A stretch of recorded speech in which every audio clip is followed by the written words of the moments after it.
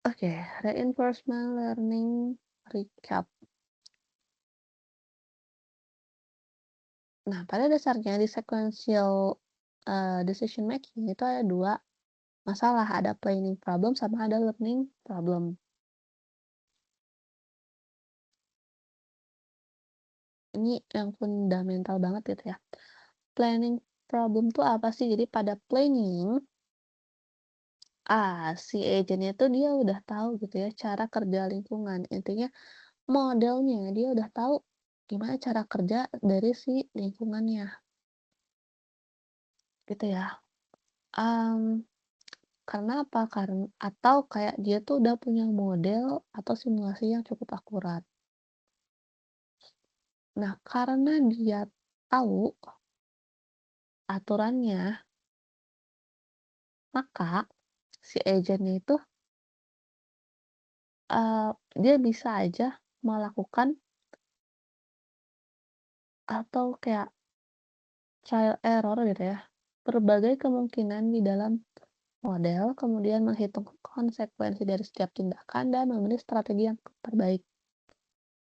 Ya kenapa? Karena dia udah tahu cara mainnya gitu ya, cara main dari si permasalahan tersebut. Jadi kalaupun nggak harus berinteraksi langsung, dengan dunia nyata, dia udah tahu cara mainnya gitu ya. Nah contohnya apa? Contohnya bermain catur menggunakan aturan catur yang udah diketahui gitu ya, udah tahu nih rules-nya kayak gimana, ya udah gitu. Kita bisa buat dulu, kita bisa buat strateginya dulu karena kita udah tahu cara main dari catur, kayak gitu. Oh,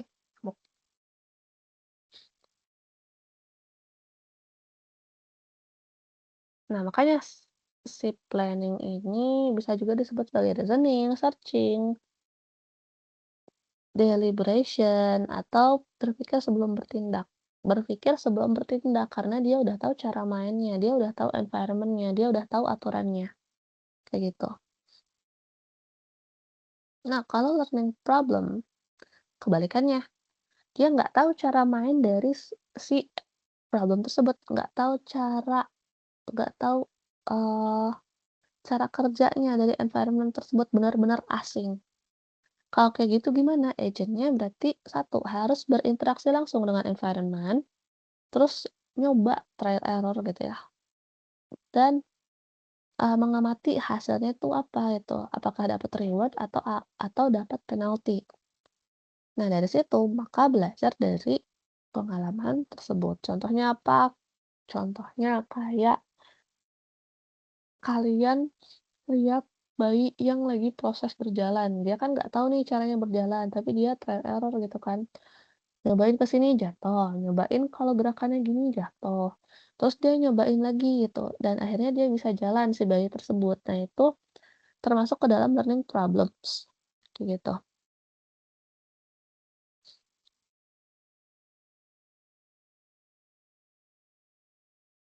Nah, aduh, peran dari reinforcement learning itu apa sih? Jadi si reinforcement learning, dia ngegabungin dua hal tersebut, planning sama learning.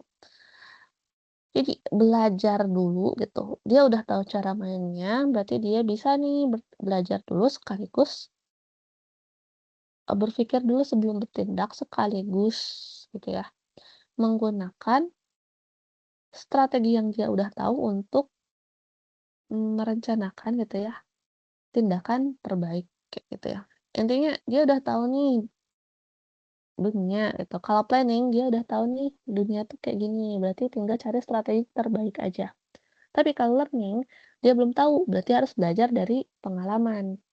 Nah, reinforcement learning ini belajar sambil memahami gitu ya.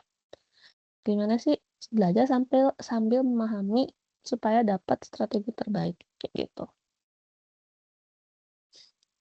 Nah, contohnya di Atari Games, itu gimana sih? Ada 2 hal, yang pertama dari segi learning gitu ya, dari segi learning pada kasus si Atari Game, learning, berarti dia nggak tahu cara mainnya. unknown gitu ya, dia nggak tahu aturannya, si agent-nya nggak tahu cara mainnya kayak gimana. Kalau kayak gitu berarti agent ini cuman bisa merhatiin gambar observation dari environment, gambarnya atau si pixel-pixel yang di layar, terus sekarang skornya dapat berapa, sama tombol joystick-nya dia bisa ditekan kemana aja gitu ya. Berarti kalau ada 3 hal tadi, gambarnya, skornya yang sekarang, sama tombol joystick-nya bisa ke mana aja gitu ya, bisa ditekan ke mana aja. Nah, ketika dia cuman bisa ketika dia tahu itu doang, berarti harus trial error gitu ya, nyobain satu persatu gitu. Dia lihat layar, dia observation, lihat layar gitu ya, si gambarnya atau pikselnya itu kayak gimana, kemudian dia harus mikir tekan tombol yang mana sih di joystick-nya.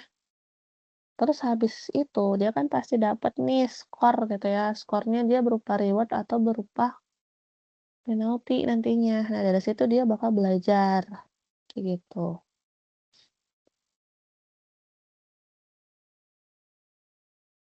Nah, kalau udah nyoba berkali-kali, maka dia bakal tahu pola main Atari Games tuh kayak gimana. Berarti kalau sampai step ini, bisa dong prediksi ke langkah selanjutnya, gitu. Itu dari segi running, learning. Kemudian dari segi planning kayak gimana?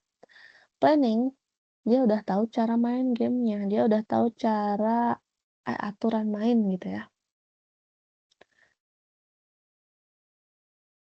Oke, berarti kalau kayak gitu, agent itu punya dong model yang sempurna dari game tersebut. Misalnya kayak punya emulator gitu ya. Maka agent itu bisa bertanya, kalau nih sampai aku ngelakuin step A gitu ya, step A. Action-nya step A.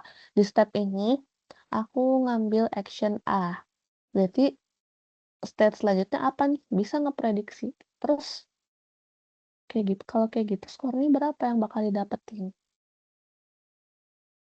Nah, karena udah tahu cara mainnya, maka agent bisa berpikir dulu sebelum bertindak. Kayak gitu.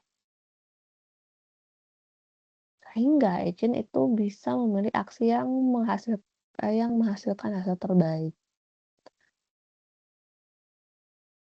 Seperti itu. Ini kalian baca aja ya sampelnya.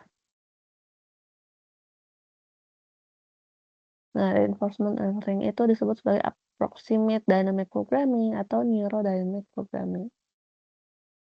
The environment is typically formulated as a Markov decision process. Kalian bisa baca lah ini. Oke, nextnya kita belajar dulu Markov decision, habis itu Bellman equation, baru Q-learning. Oke, mungkin besok ya saya buatin. Jadinya sekian.